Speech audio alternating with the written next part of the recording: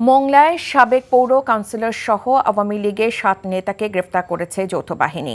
Police জানায়, চাঁদাবাজি ও মারামারির মামলায় ভোরে বিভিন্ন এলাকায় অভিযান চালিয়ে তাদেরকে গ্রেফতার করা হয়।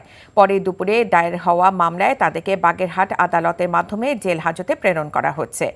এর আগে বাবুল হাওলাদার নামে এক ব্যক্তি আটককৃতদের বিরুদ্ধে থানায় চাঁদাবাজি মামলা দায়ের করেন। সাময়িক বিচ্ছেদ শক্ত বাঁধন তৈরি করে। মানসিক দৃঢ়তায় আমি লোহা আগুনে পুড়িয়েছি ভালো কিছু পাবো বলে। তোর মধ্যে কোনো গলদ নেই।